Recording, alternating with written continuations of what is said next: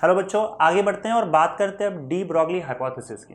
देखो, इससे पहले हम बात कर चुके हैं कि जो फोटो इलेक्ट्रिक इफेक्ट होता है उसका किस तरीके से आइंस्टाइन ने एक इक्वेशन दिया और उसके बेसिस पे थियरी दिया, उसके बेसिस पे उसको एक्सप्लेन किया कि क्यों फोटो इलेक्ट्रिक इफेक्ट में हमें ये सारे रिजल्ट्स मिल रहे थे। तो कंक्लूजन क्या निकला कि आपका जो लाइट है आपको उसको ऐसे देखना है कि वो छोटे छोटे पैकेट के फॉर्म में ट्रैवल करता है।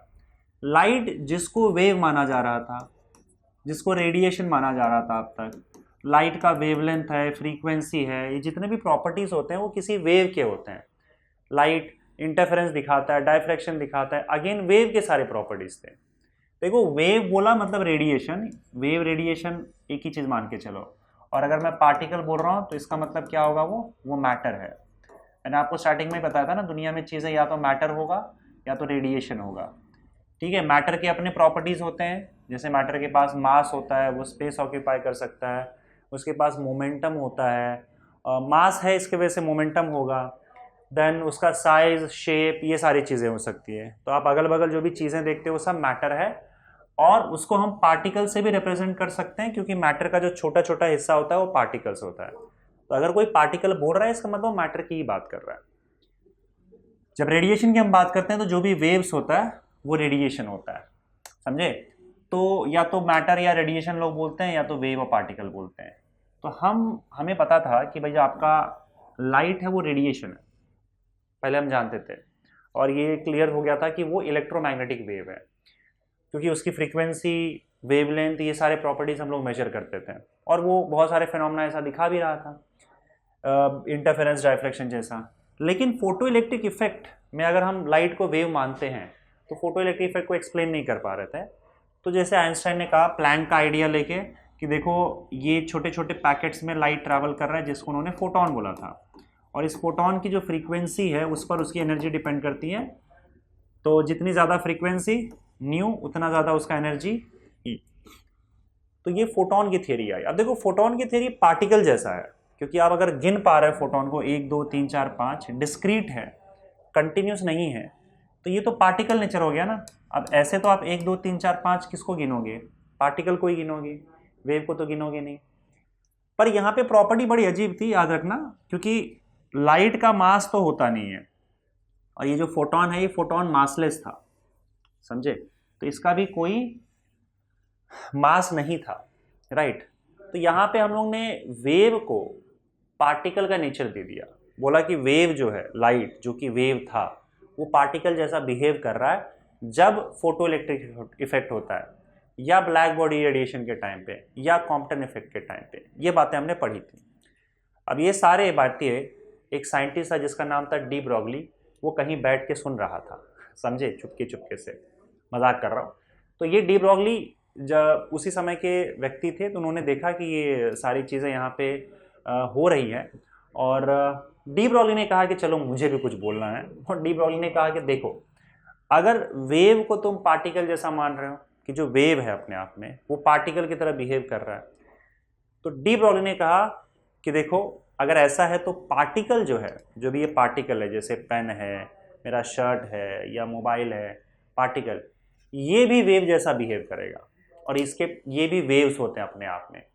हालांकि इनकी प्रॉपर्टी जो है हमें दिखाई नहीं देती, वेव की प्रॉपर्टी, अगर ऑब्जेक्ट बहुत बड़ा होगा तो। अगर ऑब्जेक्ट बहुत छोटा हो जाए तो वेव की प्रॉपर्टी भी नज़र आने लगेगी उसमें। तो मतलब जहाँ पे लाइट जो कि एक वेव था उसको पार्टिकल जैसा बोला गया आइंस्टाइन की थ्योरी के हिसाब से, कि वो पैकेट्स के फॉर्म में ट्रैवल कर रहा है, पार्टिकल जैसा बिहेव कर रहा है। तो आपका जो पार्टिकल है वो वेव की तरह क्यों नहीं बिहेव कर सकता, ये भी अपने आप में वेव है। तो लोगों ने बोला कि ये क्या बात हुई, अगर ऐसा है तो उसके पास वेव की नेचर भी होना चाहिए। जैसे पार्टिकल का नेचर तो था लाइट के पास, वो फोटोन के फॉर्म में ट्रैवल कर रहा था, इसके सबूत भी मिले हमें कॉम्पटन इफेक्ट से। हमें मतलब कॉम्पटन इफेक्ट में प्रूव किया गया था कि पार्टिकल जैसे वो कोलाइड करता है इलेक्ट्रॉन के साथ। एंड उसके बाद फिर आपका फोटो इलेक्ट्रिक इफेक्ट भी ये साबित कर रहा था, ब्लैक बॉडी रेडिएशन भी साबित कर रहा था कि भाई वेव के पास पार्टिकल का नेचर है, मतलब लाइट के पास पार्टिकल का नेचर है। एंड इवन आइंस्टाइन का एक थियरी है आइंस्टाइन की एक थियरी है, special theory of relativity, Einstein's special theory of relativity. Now इस थियरी के अकॉर्डिंग फोटोन का आप मोमेंटम भी निकाल सकते हो, फोटॉन्स मोमेंटम। फोटोन जो कि एक लाइट का पार्टिकल माना जाएगा और उसका मास नहीं होता। हम लोग को पता है फोटोन का फॉर्मूला क्या होता है, फोटोन का फॉर्मूला होता है मास इनटू वेलोसिटी। तो मोमेंटम के लिए मास का रहना जरूरी है, लेकिन क्योंकि मोमेंटम इसका मतलब क्या हो गया, अगर मास है तो वो तो मैटर हो गया। तो मोमेंटम एक मैटर की प्रॉपर्टी है, मोमेंटम एक पार्टिकल की प्रॉपर्टी है, लेकिन आइंस्टाइन के इक्वेशन के हिसाब से फोटोन का भी मोमेंटम होता है। और फोटोन का मोमेंटम उसने क्या बताया, देखो, photons momentum according to Einstein's special theory of relativity is given by P is equal to E by C। P is equal to E by C ये फोटोन का मोमेंटम है, किसके अकॉर्डिंग, आइंस्टाइन के according. इन्होंने momentum का formula दे दिया। अब देखो इसमें कहीं मास और वेलोसिटी नहीं आ रहा है, लाइट या फोटोन का कोई मास नहीं होता है। मैं फिर क्लियर कर दूं, photon has no rest mass, photon कभी रेस्ट पे नहीं रह सकता। Photon's rest mass is zero, rest mass is zero, still उसके पास मोमेंटम था। और यहाँ पे देखो उसका मोमेंटम एनर्जी पर डिपेंड करता है। एनर्जी जो भी रहेगा फोटोन का, उसको अगर स्पीड ऑफ लाइट c से डिवाइड कर दोगे तो आपको फोटोन का मोमेंटम मिल जाएगा। That was according to Einstein theory. तो अब तो मोमेंटम जो कि पार्टिकल की प्रॉपर्टी है, फोटोन के पास वो प्रॉपर्टी भी आ गई, पार्टिकल की प्रॉपर्टी दिख रही है। आइंस्टाइन ने बताया, एक्सपेरिमेंट से भी दिखा, 2-3 एक्सपेरिमेंट जैसे black body radiation, photoelectric effect, ये बता रही थी कि लाइट फोटोन की तरह बिहेव कर रहा है, पार्टिकल की तरह बिहेव कर रहा है। तो डी ब्रॉगली से भी पूछा गया। अच्छा, ये डी ब्रॉय बोलता है एक्चुअली, साइज जो नाम है ना आपका, वो डी ब्रॉगली नहीं है, डी ब्रॉय होता है। अपन लेकिन आप स्पेलिंग देखोगे ना, तो स्पेलिंग देख के आपको डी ब्रॉय बोलने में मज़ा नहीं आएगा, समझे। तो इसलिए मैं भी डी ब्रॉय बोलूँगा ही नहीं, क्या पता बहुत लोगों को कन्फ्यूजन हो जाएगी किसकी बात कर रहे हैं, ये कुछ आउट ऑफ सिलेबस तो नहीं है, डी ब्रॉय करके कुछ है ही नहीं हमारे बुक में। तो इसलिए मैं जानबूझकर डी ब्रॉगली ही बोल रहा हूँ। इसका मतलब ये नहीं कि मुझे नहीं पता है, तो डी ब्रॉय है जानता हूँ, लेकिन मैं बोलूँगा नहीं। अब वैसे भी क्या फ़र्क पड़ता है, नाम में क्या रखा है, जो फिजिक्स उन्होंने दिया उसकी बात करते हैं हम। तो डी ब्रॉगली ने क्या बोला कि देखो, जो पार्टिकल्स है वो भी, या जो मैटर है, मैटर वो भी वेव की तरह बिहेव करता है, उसके पास भी वेव की प्रॉपर्टीज़ होती है। तो लोगों ने बोला कि कौन सी वेव की प्रॉपर्टी है, तो उसने क्या किया, थ्योरेटिकली निकाल के बताया, मतलब यहाँ पे मैथमेटिकली निकाल के बताया कि पार्टिकल्स के पास भी वेवलेंथ होता है। वेवलेंथ जो कि वेव की प्रॉपर्टी है, वो पार्टिकल के पास भी होता है। कैसे होता है देखो, अब अगर इस फॉर्मूले के हिसाब से तुम जाओगे, फोटोन का जो मोमेंटम है P is equal to E by c, तो हमें पता है कि आइंस्टाइन ने, मुझे एक बात बताओ, फोटॉन्स एनर्जी, फोटोन की एनर्जी का फॉर्मूला क्या दिया था, photon's energy E is equal to h nu था। और हम लोग को पता है nu is equal to frequency, nu is equal to c by lambda होता है, ये भी रिलेशन हमें पता है। तो हमारे पास एनर्जी का इक्वेशन क्या आ गया, एच सी बाय लैम्डा। ये इक्वेशन 1, ये इक्वेशन 2। अगर आप इक्वेशन 2 को उठा के इक्वेशन 1 में डाल दोगे, पुट 2 in 1, तो आपको फोटॉन्स मोमेंटम P मिल जाएगा।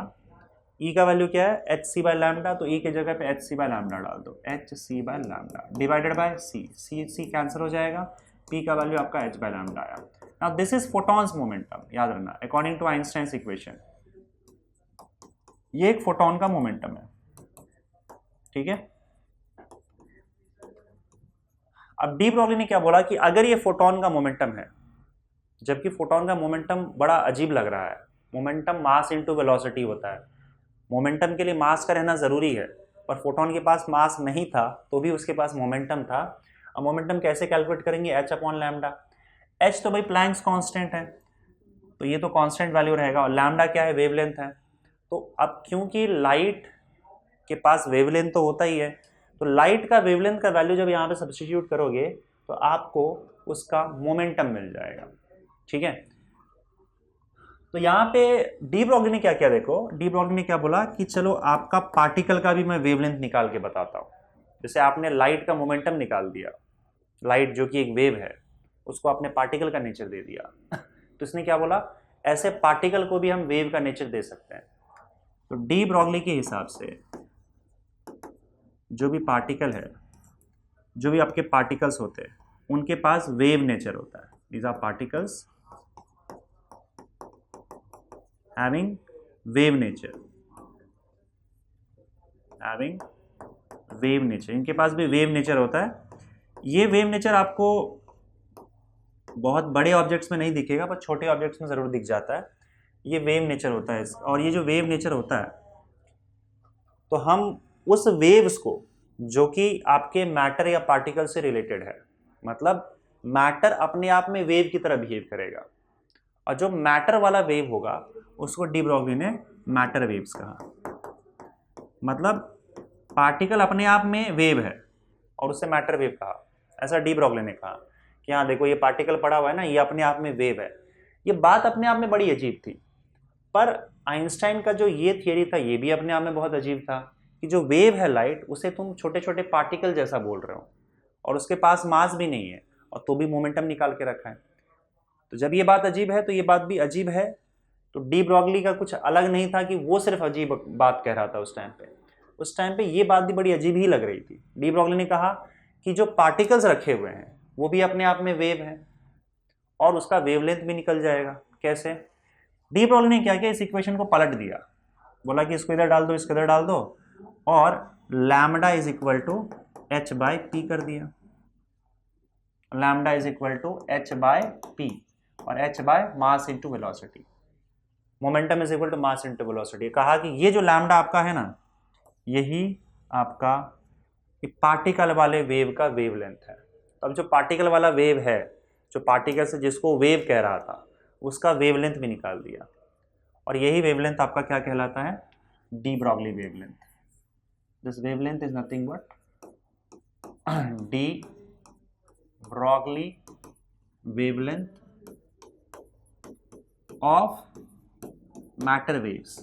मैटर वेव्स क्या बताओ? वेव रिलेटेड टू मैटर या wave related two particles. Particles को का वेव नेचर होता है, तो जो पार्टिकल्स का वेव होता है या पार्टिकल जो वेव के फॉर्म में ट्रैवल करेगा उसको हम लोग मैटर वेव्स बोलेंगे, और उसका वेवलेंथ डी ब्रॉगली ने क्या किया, इसी को पलट के निकाल दिया। अब देखो, मोमेंटम तो होता ही है ना पार्टिकल का। यहाँ पे क्या लॉजिक था कि मोमेंटम किसका निकाला गया था? वेव का, लाइट का। और किसके फॉर्म में निकाला गया था? वेवलेंथ के फॉर्म में। क्योंकि लाइट का वेवलेंथ होता है, वो इसमें डाला तो उसका मोमेंटम निकल गया। इसी को पलट दिया डी ब्रॉगली ने। अब बोला कि पार्टिकल्स का वेवलेंथ निकाल लिया मैंने। पार्टिकल्स का वेवलेंथ, क्योंकि पार्टिकल का मोमेंटम हो सकता है, तो मोमेंटम का वैल्यू डालो तो पार्टिकल का वेवलेंथ निकल आएगा, जिसे डी ब्रॉगली वेवलेंथ बोला गया। और पार्टिकल्स अगर वेव के फॉर्म में जा रहा है तो उसे मैटर वेव्स कहा गया। अपने आप में बात बड़ी अजीब थी, लेकिन आगे कुछ ऐसा हुआ जिसने इस थियरी को या इस हाइपोथेसिस को, हाइपोथेसिस मतलब जो इन्होंने दिया हुआ था पर पूरी तरह से क्लियर, मतलब एक्सपेरिमेंटली प्रूव नहीं किया गया था इससे कभी, पर बाद में एक एक्सपेरिमेंट ज़रूर ऐसा हुआ जिसने इसके इस हाइपोथेसिस को सपोर्ट किया था। उसकी बात भी हम आगे करेंगे। तो अब हम देखते हैं यहाँ पे डी ब्रॉगली का जो वेवलेंथ है उसका वैल्यू क्या है यहाँ पे, h अपॉन पी और h अपॉन एम। ये इनकी हाइपोथेसिस थी। तो जो डी ब्रॉगली का कहना ये था कि अगर कोई ऑब्जेक्ट अगर इस मास का है और उसके पास इतनी वेलोसिटी है, तो उसके पास h अपॉन एम भी इतना वेवलेंथ होगा, और उसका वेवलेंथ हम इस तरीके से कैलकुलेट कर सकते हैं, और उसके पास वेव नेचर होगा। ठीक है। पर बड़े लेवल पे वेव नेचर हमको दिखाई नहीं देता है। जैसे तुम इसको तो कभी नहीं बोल पाओगे कि इसके अंदर, मतलब ये अपने आप में एक वेव है, ये बोलना बड़ा अजीब होगा। लेकिन अगर आप बहुत छोटे पार्टिकल्स को देखोगे तो वहाँ पे वेव नेचर ज़रूर नज़र आ जाता है, उसका वेवलेंथ भी काफ़ी अच्छा खासा मिल जाता है। बड़े लेवल पे देखो, आपको वेवलेंथ इतना छोटा मिलता है कि उसका वैल्यू ना के बराबर होता है। फॉर एग्जाम्पल, अगर मैं सपोज करो एक 1 kg का ऑब्जेक्ट लेता हूँ, एक मास है जिसका मास 1 kg है, और वो भाग रहा है यहाँ पे कितने वेलोसिटी के साथ, लेट्स से कि 1 मीटर पर सेकेंड की वेलोसिटी के साथ भाग रहा है। तो इसका अगर आप डी ब्रॉगली वेवलेंथ निकालोगे तो h का वैल्यू होता है 6.63 इंटू 10⁻⁻34 अपॉन 1 इंटू 1 आ जाएगा। अब देखो ये वेवलेंथ कितना छोटा है, 10⁻34, 0.0000 लिखते थक जाओगे। इतना छोटा वेवलेंथ, तो आपको वेव नेचर नजर कैसे आएगा? इसलिए बड़े बड़े ऑब्जेक्ट्स जो भागते हैं हमारे इर्द गिर्द, और हाँ भागना जरूरी है, वेलोसिटी नहीं होगा तो डी ब्रॉगली वेवलेंथ नहीं होगा, फिर उसके पास वेव नेचर नहीं आएगा, उसके लिए उसका वेलोसिटी रहना जरूरी है। लेकिन इतना छोटा अगर वेवलेंथ आपको दिखे तो इसका मतलब उसके अंदर वेव नेचर ना के बराबर है। इसलिए बड़े बड़े ऑब्जेक्ट्स, अगर इवन 1 kg का भी ऑब्जेक्ट हुआ ना और उसके पास अगर इतनी वेलोसिटी रही, जितनी ज़्यादा वेलोसिटी जितना ज़्यादा मास होगा ये वेवलेंथ और छोटा होता जाएगा, क्योंकि मास और वेलोसिटी डिनोमिनेटर में है। तो इवन मैंने 1 भी कंसिडर किया तो देखो कितना छोटा आ रहा है। इतना छोटा वेवलेंथ अगर आएगा तो उसके अंदर वेव नेचर आपको कहाँ से मिलने वाला है, इसलिए वेव नेचर हमको दिखाई नहीं देता है। लेकिन अगर यहीं पे तुम एक इलेक्ट्रॉन मान के चलो और इलेक्ट्रॉन मान लो उस स्पीड से भाग रहा है, इलेक्ट्रॉन हालांकि किसी एटम में उससे ज़्यादा स्पीड से भागता है, लेट्स से अगर मान लो इलेक्ट्रॉन इवन 100 की स्पीड से भी अगर भाग रहा है और इलेक्ट्रॉन का मास जो होता है बहुत कम होता है, उसका मास होता है 9.1 इंटू 10⁻31 kg। अगर ये वैल्यूज डालोगे तो आपका क्या आ जाएगा 6.63 इंटू 10⁻34 अपॉन 9.1 इंटू 10⁻31 इंटू 100। अभी अप्रॉक्सीमेटली कितना आएगा, इसको आप अप्रॉक्सीमेटली 10 ले सकते हो, इसको भी 10 ले सकते हो। मैं सिर्फ ऑर्डर ऑफ मैग्नीट्यूड निकाल रहा हूँ, जिसमें 5 से ज़्यादा रहेगा तो 10 मान लिया जाता है।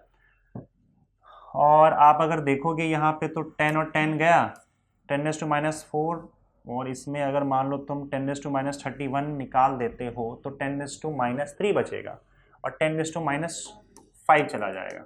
तो 10⁻⁵ मीटर, इसका मतलब 10 माइक्रोमीटर के आसपास का ये वैल्यू है। 10 माइक्रोमीटर काफ़ी बड़ा हुआ, हालांकि नॉर्मल तरीके से बहुत छोटा हुआ, लेकिन माइक्रोमीटर में आपका अगर वेवलेंथ आ जा रहा है मतलब काफ़ी बड़ा वेवलेंथ है, समझे। तो जब आप बहुत छोटे पार्टिकल पे जाओगे, मास बहुत कम होगा, तब वेव नेचर आपको क्लियरली नजर आने लग जाता है, समझे। बड़े पार्टिकल बड़े लेवल पे नजर नहीं आएगा आपको। अब एक एक्सपेरिमेंट भी हुआ था जिसमें आप देखोगे कि इलेक्ट्रॉन जो है, इलेक्ट्रॉन को एज अ वेव दिखा भी दिया गया था। वो क्या एक्सपेरिमेंट हम आगे देखेंगे। तो ऐसा नहीं है कि एक्सपेरिमेंटली डी ब्रॉगली वेवलेंथ को सपोर्ट नहीं मिला, एक्सपेरिमेंट होने के बाद सपोर्ट भी मिला था उसे, एक्सपेरिमेंटल सपोर्ट भी था डी ब्रॉगली हाइपोथेसिस को। आगे वो देखेंगे कि क्या था वो। फिलहाल यहाँ पे एक काम करते हैं हम लोग। अभी ये जो डी ब्रॉगली वेवलेंथ का वैल्यू है, इसको हम अलग अलग टर्म्स में निकालने की कोशिश करते हैं और अलग अलग टाइप के पार्टिकल के लिए। तो सबसे पहले हम इसको निकालेंगे काइनेटिक एनर्जी के टर्म्स में, क्योंकि मोमेंटम है अगर किसी पार्टिकल के पास, मोमेंटम है इसका मतलब वेलोसिटी है, वेलोसिटी है इसका मतलब उसके पास काइनेटिक एनर्जी होगा। तो काइनेटिक एनर्जी के टर्म्स में क्या वेवलेंथ का वैल्यू होगा वो देखते हैं। तो काइनेटिक एनर्जी को यहाँ पे हम लिख दे रहे हैं ई के, और काइनेटिक एनर्जी का फॉर्मूला क्या होता है। काइनेटिक एनर्जी का दो फॉर्मूला होता है, एक आप जानते ही हो, हाफ mv स्क्वायर, एक और फॉर्मूला होता है काइनेटिक एनर्जी का p²/2m मोमेंटम के टर्म्स में। देखो जैसे यहाँ पे आप सपोज करो ये जो काइनेटिक एनर्जी का फॉर्मूला हाफ mv स्क्वायर है, इसी में आप क्या करो ऊपर नीचे m से मल्टीप्लाई कर दो, है ना। तो ये m और m क्या हो जाएगा, m² हो जाएगा। अब m इंटू वी क्या होता है, मास इंटू वेलोसिटी, मोमेंटम होता है, तो स्क्वायर है तो मोमेंटम का स्क्वायर हो जाएगा। तो आ गया ना p²/2m काइनेटिक एनर्जी का फॉर्मूला, वो इसी से आया, बस ऊपर नीचे m से मल्टीप्लाई करना है आपको। तो यहाँ से अगर आप देखोगे तो p का वैल्यू क्या हो जाएगा बताओ, p² का वैल्यू होगा 2m इंटू ई के, यहाँ चला जाएगा। तो मोमेंटम का फॉर्मूला होगा काइनेटिक एनर्जी के टर्म्स में 2m ई के का स्क्वायर रूट, मोमेंटम का ये फॉर्मूला है। अब हम लोग यहाँ पे क्या कर रहे हैं, यहाँ पे हम लोग डी ब्रॉगली वेवलेंथ का काइनेटिक एनर्जी के टर्म्स में फॉर्मूला निकालेंगे। डी ब्रॉगली वेवलेंथ जो लैम्डा होगा उसका वैल्यू क्या होता है, h/p, और हम लोगों ने यहाँ पे भी क्या देखा, p का वैल्यू क्या है, p का वैल्यू है √2m ई के। तो ये हो जाएगा आपका √2m ई के, सॉरी h/p का वैल्यू √2m ई के, दिस इज वेवलेंथ, ठीक है, de Broglie wavelength kinetic energy के टर्म्स में। अच्छा, एक और चीज यहां पे देखो, अगर एक चार्ज्ड पार्टिकल है, कोई चार्ज पार्टिकल है मान लो, तो हम चार्ज पार्टिकल को काइनेटिक एनर्जी कैसे देते हैं। तो हम क्या करते हैं, चार्ज पार्टिकल को पहले रखते हैं किसी इलेक्ट्रिक फील्ड में।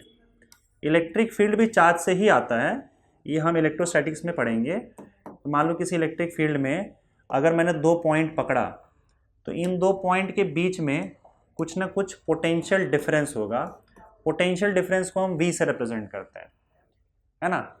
इन दोनों के बीच में कुछ ना कुछ पोटेंशियल डिफरेंस होगा। अगर आपने किसी चार्ज पार्टिकल को इस पोटेंशियल ये इलेक्ट्रिक फील्ड में छोड़ दिया, तो जब वो यहाँ से भाग के यहाँ तक आएगा, तो इलेक्ट्रिक फील्ड में एक्चुअली अगर आप चार्ज पार्टिकल को रखोगे तो इलेक्ट्रिक फील्ड उस पर फोर्स लगाता है और उसको भगाने लग जाता है। तो जब वो यहाँ से भाग के यहाँ आ जाएगा तो उसके पास काइनेटिक एनर्जी आ जाती है, और वो जो काइनेटिक एनर्जी होती है जो उसने इलेक्ट्रिक फील्ड में गेन किया रहता है, तो उस काइनेटिक एनर्जी का वैल्यू होता है चार्ज पार्टिकल का जो चार्ज भाग रहा है, और जितने पोटेंशियल डिफरेंस में भागा है वो उसको आप उससे मल्टीप्लाई कर दो। तो ये आपका V मतलब पोटेंशियल डिफरेंस, इतना काइनेटिक एनर्जी वो गेन कर लेगा। तो जब वो इतना काइनेटिक एनर्जी गेन कर चुका है, तो अगर उसके पास काइनेटिक एनर्जी है तो उसका डी ब्रॉगली वेवलेंथ भी होगा, राइट।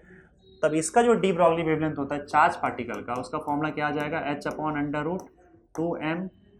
काइनेटिक एनर्जी की जगह पे हम लोग Q इंटू वी लिख सकते हैं, तो Q इंटू वी लिख दो। ये हो गया for charge particle, for charged particle. और अगर चार्ज का अगर फॉर इलेक्ट्रॉन, अगर मैं सिर्फ इलेक्ट्रॉन की बात करूं, तो इलेक्ट्रॉन के पास अगर इलेक्ट्रॉन को भी आप यहीं पे रखते हो और इलेक्ट्रॉन अगर भाग के यहाँ पे आता है, तो उसके पास भी क्या आएगा, काइनेटिक एनर्जी आएगा। बस फर्क ये होगा कि इलेक्ट्रॉन का जो चार्ज है उसका वैल्यू हमको फिक्स पता है, and that is equal to e. Electron के पास जो चार्ज होता है उसका वैल्यू ई होता है। ई का मतलब होता है 1.6 इंटू 10⁻⁻19 कूलम। तो आप इक्वेशन में अगर यहाँ पे Q के जगह पे E लिख देते हो 2me, तो ये इलेक्ट्रॉन का डी ब्रॉगली वेवलेंथ हो जाएगा। यहाँ पे देखो V पोटेंशियल डिफरेंस छोड़ के वो कुछ भी हो सकता है पोटेंशियल डिफरेंस, बाकी सारी चीज़ें कांस्टेंट है, बाकी सारी चीज़ों का वैल्यू फिक्स है। H प्लैंक्स कांस्टेंट है 6.63 into 10⁻34 joule second. M electron का मास है और उसका वैल्यू होता है 9.1 इंटू 10⁻31 kg। और E इलेक्ट्रॉन का चार्ज जैसे आप जानते ही हो 1.6 इंटू 10⁻19 कूलम। जब ये सारे वैल्यूज आप इसमें सब्सटीट्यूट कर दोगे सिर्फ V बच जाएगा। तो ये सॉल्व करने के बाद 1.228 इंटू 10⁻9 आता है, और नीचे में बस स्क्वायर रूट ऑफ V बचा रहेगा। बाकी सबको सॉल्व करके ये वैल्यू आएगा, आपको मीटर में आएगा, ठीक है। और इसी को आप क्या लिख सकते हैं, 1.228 अपॉन √V। 10⁻9 मीटर को आप नैनोमीटर लिख सकते हो, क्योंकि 1 नैनोमीटर 10⁻9 मीटर होता है। तो ये इलेक्ट्रॉन के लिए डी ब्रॉगली वेवलेंथ आ गया आपके पास, समझ गए। इस बात को ध्यान रखना, डी ब्रॉगली हाइपोथेसिस ये कहती है कि इलेक्ट्रॉन के पास इतना वेवलेंथ होता है 1.228 अपॉन √V नैनोमीटर। वो इस बात पर डिपेंड करेगा कि भाई आपने उसको कितने पोटेंशियल डिफरेंस के अक्रॉस भगाया है। जितना ज़्यादा पोटेंशियल डिफरेंस के अक्रॉस भगाओगे उतनी ज़्यादा काइनेटिक एनर्जी आएगी, और उतना ही आपका उस हिसाब से ही आपका ये वेवलेंथ कैलकुलेट होगा किसी भी इलेक्ट्रॉन का, समझ गए। तो इलेक्ट्रॉन का वेवलेंथ इतना होता है, बस ये बात याद रखो, क्योंकि इसी पर बेस्ड एक एक्सपेरिमेंट हुआ आगे, और उस एक्सपेरिमेंट से ये सामने आ गया कि एक्चुअली में इलेक्ट्रॉन वेव नेचर शो करता है।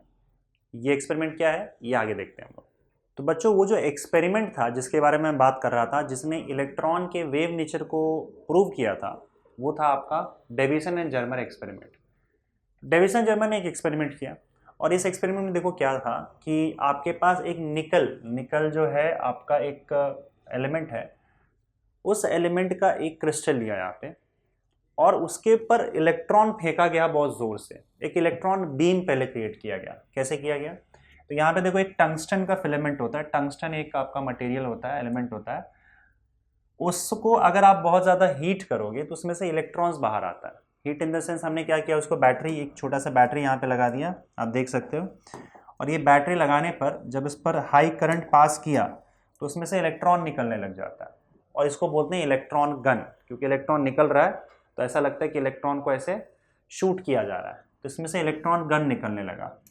इसको एक बहुत ही पतला बीम और कॉन्सेंट्रेटेड बीम बनाने के लिए हम क्या करते हैं, इसको कोलिमेट करते हैं, एक कॉलीमेटर के थ्रू पास करते हैं। कोलीमेटर क्या करता है, उसको एक स्ट्रेट लाइन का बीम बना देता है, और एक स्ट्रेट लाइन में आपके इलेक्ट्रॉन्स चलने लग जाते हैं। इसके बाद अब ये इलेक्ट्रॉन्स यहाँ से यहाँ तक भागे, उसके लिए हमने क्या किया, यहाँ पे ये जो कॉलीमेटर है उसको हमने एकदम हाई पोटेंशियल पे और ये लो पोटेंशियल पे कनेक्ट कर दिया। मतलब इस फिलामेंट और इस कॉलीमेटर के बीच में एक हाई पोटेंशियल डिफरेंस क्रिएट कर दिया, एक ज़बरदस्त वोल्टेज का बैटरी लगा के, ठीक है, हाई वोल्टेज का बैटरी लगा के, जिससे क्या होगा, इसके बीच में आपका एक इलेक्ट्रिक फील्ड क्रिएट हो जाएगा। मतलब ये हाईली पॉजिटिवली चार्ज हो जाएगा, ये हाईली नेगेटिवली चार्ज हो जाएगा। तो इलेक्ट्रॉन्स जो बाहर आएंगे वो इन हाईली नेगेटिवली चार्जेस से दूर भागेंगे, रिपेल होगा, और ये पॉजिटिवली चार्ज पार्टिकल्स उसको खींचेंगे। और जब एक पर्टिकुलर वेलोसिटी मिल जाएगा इलेक्ट्रॉन को, तो इलेक्ट्रॉन यहाँ से भागना चालू कर देगा और वो सीधा जाके टकराएगा निकल के इस क्रिस्टल से। अब निकल का क्रिस्टल पे जब वो टकराता है तो निकल के क्रिस्टल्स जो होते हैं ना, वो एक ऑर्डर्ड स्ट्रक्चर में होते हैं। मतलब निकल का अगर आप निकल लेते हो, उसके अगर आप एटम्स को देखो, तो क्योंकि यहाँ पे ये जो सॉलिड है और सॉलिड के एटम्स जो है ना हाईली ऑर्डर्ड होते हैं निकल के, इस तरीके से सारे के सारे एटम्स लाइन से लगे हुए होते हैं। उन एटम से जाके टकराता है और ये स्कैटर होता है और ये अलग अलग डायरेक्शन में इलेक्ट्रॉन्स जाना चालू कर देता है।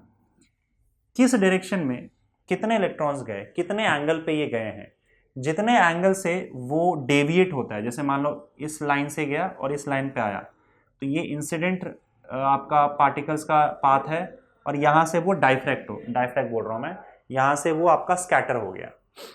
तो जिस डायरेक्शन से आ रहा था और जिस डायरेक्शन में वो भागा, आपका स्कैटर हुआ, उसके बीच का जो एंगल है इसको स्कैटरिंग एंगल बोलते हैं। तो ये थीटा क्या है, आपका स्कैटरिंग एंगल। अब ऐसा नहीं था कि वो सिर्फ एक ही डायरेक्शन में भाग रहा था, बल्कि हर एंगल पे वो स्कैटर हो रहा था। तो यहाँ पे एक मूवेबल डिटेक्टर लगाया रहता है, इलेक्ट्रॉन्स को डिटेक्ट करता है, और ये डिटेक्टर चेक करेगा कि किस जगह पे, किस एंगल पे कितने सारे इलेक्ट्रॉन्स आके हिट हुए। तो देखा ये गया कि किसी एक डायरेक्शन में ही सारे इलेक्ट्रॉन्स स्कैटर हुए थे, ऐसा नहीं था, बल्कि अलग अलग एंगल पे अलग अलग अमाउंट ऑफ इलेक्ट्रॉन्स स्कैटर हुए थे। और जब इसको चेक किया गया कि कितने एंगल पे कितने इलेक्ट्रॉन्स स्कैटर हुए, तो बड़ा अजीब सा यहाँ पे रिजल्ट आया। और रिजल्ट कैसा आया था मैं आपको बताता हूँ कि जैसे किसी पर्टिकुलर एंगल पे काफ़ी ज़्यादा इलेक्ट्रॉन्स स्कैटर हुए थे, फिर उसके बाद कुछ एंगल पे इलेक्ट्रॉन स्कैटर बहुत कम हुआ, फिर ज़्यादा हुआ किसी पॉइंट पे, ये जो मैं पहाड़ बना रहा हूँ वो ज़्यादा का है, फिर कम हुआ, ज़्यादा हुआ, कम हुआ, ज़्यादा हुआ। इस तरीके से आपका एंगल के हिसाब से इलेक्ट्रॉन्स की जो स्कैटरिंग है वो कम ज़्यादा आपको देखने को मिला, समझे। और अगर आप इस वैल्यूज़ को देखोगे, इस ग्राफ को देखोगे, तो ये वैसा ही ग्राफ यहाँ पे दिखेगा जैसा आपको डाइफ्रैक्शन में दिखा था। अगर आपको याद होगा तो अगर मान लो यहाँ पे एक सिंगल स्लिट में रखता हूँ, छोटा सा होल, एकदम स्लिट रखता हूँ, छोटा सा होल रखता हूँ और लाइट पास करता हूँ, तो सामने स्क्रीन पर लाइट की जो इंटेंसिटी होती है वो कुछ ऐसे ही होती है, कम ज़्यादा कम ज़्यादा कम ज़्यादा, और इसी को हम डाइफ्रैक्शन पैटर्न बोलते हैं। इलेक्ट्रॉन जिस हिसाब से स्कैटर हो रहा था और जमा हो रहा था, वो एग्जैक्टली डाइफ्रैक्शन जैसा ही जमा हो रहा था। मतलब ऐसा जो शेप है या ऐसा जो मतलब इस तरीके से जमा होने का काम जो है वो एक लाइट कर रहा था, और लाइट अपने आप में वेव था। मतलब डाइफ्रैक्शन एक वेव की प्रॉपर्टी है।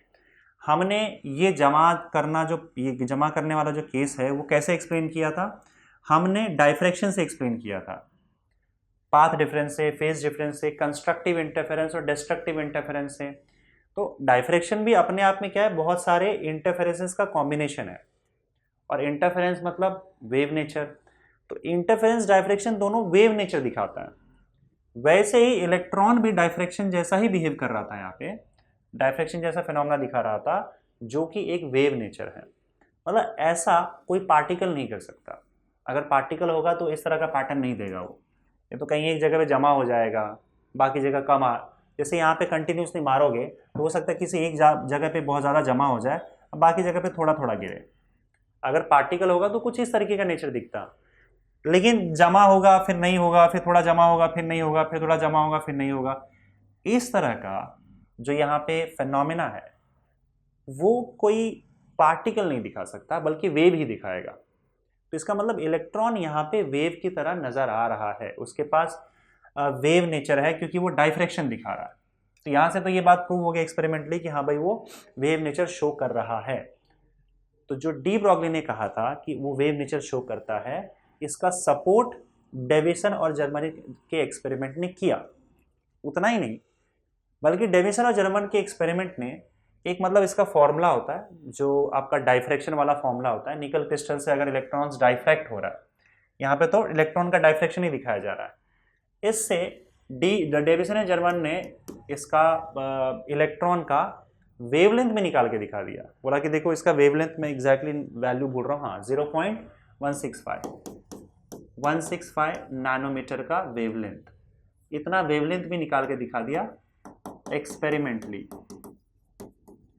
Experimentally by diffraction of electron, Davisson and Germer experiment. तो डेविसन और जर्मन का जो एक्सपेरिमेंट हुआ उससे एक फॉर्मूला था, वो फॉर्मूला आपके बुक में दिया हुआ नहीं है। तो डाइफ्रैक्शन का एक फॉर्मूला आता है, उस फॉर्मूले से जब निकाला गया तो इलेक्ट्रॉन का वेवलेंथ इतना निकल गया है, कितना 0.165 नैनोमीटर। अब ये इलेक्ट्रॉन का वेवलेंथ है। और एक और चीज इसमें एक और बात बता दूं मैं कि आपका ये जो पोटेंशियल है, जो आपका इसको हम लोग एक्सेलरेटिंग पोटेंशियल बोलते हैं, मतलब ये जितना हाई रखोगे उतना जोर से इलेक्ट्रॉन भागेगा। तो इस पोटेंशियल को 44 वोल्ट से लेकर 68 वोल्ट तक चेंज किया गया एक्सपेरिमेंट के दौरान। एक्सपेरिमेंट ऐसा हुआ था, 44 वोल्ट से 68 वोल्ट तक चेंज किया गया और अलग अलग एंगल पे चेक किया गया कि इलेक्ट्रॉन कहाँ कम आ रहा है, कहाँ ज्यादा आ रहा है। तो यहाँ पे इनको ये पता चला कि देखो जब इसके दौरान इन्होंने देखा तो 54 वोल्ट जब लिया गया, मतलब आपका जो पोटेंशियल है जब 54 वोल्ट रखा गया, मतलब इसको आपने 54 वोल्ट रख दिया और तब पूरा चेक किया, तो ये जो एंगल है 50 डिग्री के एंगल पे सबसे ज्यादा इलेक्ट्रॉन्स आपको दिखा। सबसे ज्यादा इलेक्ट्रॉन्स दिखने का मतलब है आपको वहां पे पीक नजर आया। तो एक्सप्लेनेशन ये था कि पीक इसलिए नजर आया क्योंकि वहां पे कंस्ट्रक्टिव इंटरफेरेंस हो रहा होगा। जहां कंस्ट्रक्टिव इंटरफेरेंस होता है लाइट के केस में, वहां पे ब्राइट लाइट आता है, जहां डिस्ट्रक्टिव होता है वहां पे डार्क आता है। यहाँ पे पीक आ रहा है, इसका मतलब आप बोल सकते हो कि वहां पे कंस्ट्रक्टिव इंटरफेरेंस हुआ। देखो अपने आप में बड़ी अजीब बात है, इलेक्ट्रॉन है उसमें कौन सा इंटरफेरेंस तो दो वेव का होगा ना, पर फिर भी यहाँ पे इलेक्ट्रॉन ऐसा बिहेव कर रहा था कि वो वेव के फॉर्म में ट्रैवल कर रहा है और बहुत सारे वेव यहाँ से निकल रहे हैं और जो अपने आप में इंटरफेरेंस कर रहे हैं और आपको पीक दे रहा है किस पे, 54 वोल्ट जब आप रखोगे और 50 डिग्री के एंगल पे देखोगे तो आपको पीक मिलेगा यहाँ पे। तो अब पीक किस पे मिल रहा था, 54 वोल्ट पे। और बाद में इलेक्ट्रॉन का जब यहाँ पे वेवलेंथ चेक किया गया तो कितना है, 0.165 नैनोमीटर। ये इस एक्सपेरिमेंट का रिजल्ट था। अब हम ये देखते हैं कि अगर सपोज करो डी ब्रॉगली वेवलेंथ के हिसाब से ये वेवलेंथ निकाला जाए, मतलब इलेक्ट्रॉन को हम 54 वोल्ट की बात करते हैं, मतलब इलेक्ट्रॉन को 54 वोल्ट पोटेंशियल डिफरेंस से भगाया गया यहाँ पे। तो जब 54 वोल्ट के पोटेंशियल डिफरेंस से भगाओगे तो उसके पास कुछ ना कुछ काइनेटिक एनर्जी आएगी और 54 वोल्ट से भगाने पर डी ब्रॉगली के हाइपोथेसिस के हिसाब से, इस फॉर्मूले के हिसाब से कितना आता है वो हम चेक कर लेते हैं। तो आप यहाँ पे देखोगे by de Broglie's wavelength, by de Broglie's formula. अगर डी ब्रॉगली के फॉर्मूला के हिसाब से देखोगे तो लैम्डा का वैल्यू क्या आता है, 1.228 nanometer upon under root v. और यहाँ पे हमें वी कितना लिखना है, क्योंकि 54 वोल्ट से भगाया गया था, इसी पर पीक मिला था। तो 54 वोल्ट अगर हम इसे यहाँ पे यूज़ करें तो 1.228 अपॉन अंडर रूट 54 नैनोमीटर आ जाएगा। और अगर आप इसको कैलकुलेट करोगे, वैसे आप डायरेक्ट भी लिख सकते हो एग्जाम में, पर मैं एक्चुअली में डायरेक्टली कैलकुलेट करके दिखा रहा हूँ कि under root 54 will give you, जैसे सेकेंड ना, 7.348 1.228 divided by 7.348 will give you 0.167 nanometer. तो ये डी ब्रॉगली के हिसाब से 0.167 नैनोमीटर आ रहा है। एक्सपेरिमेंट में कितना आता है, 0.165। दोनों देखो एकदम करीब है value, they are in the close agreement, बहुत ही नज़दीक वैल्यूज आ रहे हैं। मतलब डी ब्रॉगली के हिसाब से ये वेवलेंथ होना चाहिए, उसने जो फॉर्मूला दिया कि इलेक्ट्रॉन एक वेव की तरह बिहेव करता है। और डेविसन और जर्मन एक्सपेरिमेंट के थ्रू ये पता भी चल गया कि इसका वेवलेंथ इतना है और दोनों लगभग एक दूसरे से मैच कर रहे हैं।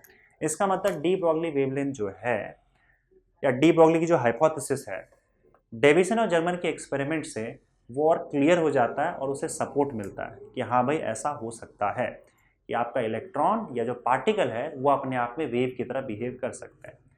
जब ये एक्सपेरिमेंटल एविडेंस मिला तब लोगों को लगा कि भाई बात तो लॉजिकल है, इसका मतलब अब से अगर कोई पार्टिकल है तो उसके अंदर वेव नेचर हो सकता है, और उसके वेवलेंथ का, पार्टिकल है अगर ना, पार्टिकल और उसका वेवलेंथ का फॉर्मूला क्या होगा, जो de Broglie wavelength, de Broglie ने दिया था फॉर्मूला H/mv H/p, और इसी को हमने अलग अलग फॉर्मेट में निकाला है, अलग अलग फॉर्म में निकाला है, काइनेटिक एनर्जी के टर्म्स में, चार्ज पार्टिकल के लिए अलग फॉर्मूला। और मेन चीज क्या था कि अगर पार्टिकल है तो उसके पास वेव नेचर होगा, उसको हम लोग मैटर वेव बोलेंगे और उसका वेवलेंथ डी ब्रॉगली वेवलेंथ होगा। ठीक है, इसके पहले बात क्या हुई थी कि जो लाइट वेव्स है, वेव्स के पास पार्टिकल का नेचर होता है और उसके पास मोमेंटम होता है वेव के पास, जो आइंस्टाइन के इक्वेशन से दिया गया E/c। तो फोटो इलेक्ट्रिक इफेक्ट के एक्सप्लेनेशन के बाद हमें ये पता चला कि जो आपका वेव होता है, रेडिएशन होता है, रेडिएशन लाइट, वो डुअल नेचर का, कभी वो वेव का नेचर दिखाएगा तो कभी पार्टिकल का नेचर दिखाएगा। अब डी ब्रॉगली हाइपोथेसिस और डेविसन जर्मर एक्सपेरिमेंट के बाद ये क्लियर हुआ कि इवन पार्टिकल्स भी डुअल नेचर दिखाता है, जिसको वेव पार्टिकल डुअलिटी आप बोलते हो।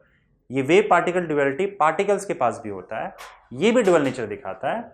अगर मान लो मेरे हाथ में ये पार्टिकल रखा हुआ है, इलेक्ट्रॉन है, इलेक्ट्रॉन का मास है, इलेक्ट्रॉन का मास 9.1 × 10⁻³ होता है kg। अब मास है तो ये तो यहीं से पता चल गया कि वो पार्टिकल है, ये तो कंफर्म है। और डेविसन और जर्मर एक्सपेरिमेंट ने ये भी प्रूव कर दिया कि इलेक्ट्रॉन डाइफ्रैक्शन होता है इलेक्ट्रॉन का, जो कि वेव नेचर है, तो इलेक्ट्रॉन वेव नेचर भी दिखाता है। तो अब चीजें ऐसी हो गई कि पार्टिकल है तो वो पार्टिकल नेचर तो दिखाएगा ही, साथ साथ वेव नेचर भी दिखाता है अगर वो बहुत छोटा है तो, बहुत छोटे पार्टिकल्स, क्योंकि बड़े पार्टिकल में वेव नेचर नहीं दिखता है। अगर वेव है तो वो वेव नेचर तो है ही उसके पास, इंटरफेरेंस डायफ्रैक्शन तो करता ही है, साथ साथ वो बहुत से केसेस में पार्टिकल नेचर भी दिखाता है, जैसे कि photo electric effect, Compton effect, black body radiation. तो मतलब पार्टिकल वेव नेचर भी दिखा रहा है, वेव पार्टिकल नेचर भी दिखा रहा है। तो यही आपका वेव पार्टिकल डुअलिटी है कि मतलब चीजें दोनों नेचर दिखा रही है, वेव नेचर भी और पार्टिकल नेचर भी। समझे? तो इस गुत्थी ने एक्चुअली में थोड़ा सा लोगों को परेशान कर दिया, फिजिसिस्ट को, और उन्हें मजबूर कर दिया कि अब एक नई फिजिक्स डेवलप हो, और उस नई फिजिक्स का नाम था क्वांटम मैकेनिक्स। क्वांटम मैकेनिक्स पे अभी भी काम चल रहा है और लोग काम कर रहे हैं और इसे डेवलप कर रहे हैं। ये नए स्टेज में ही है और काफ़ी रिसेंट फिजिक्स है, और इसलिए इस फिजिक्स को, ये जो सारी चीज़ें आप पढ़ रहे हो, इसको मॉडर्न फिजिक्स कहा जाता है, क्योंकि ये हाल ही में डेवलप हुआ फिजिक्स है।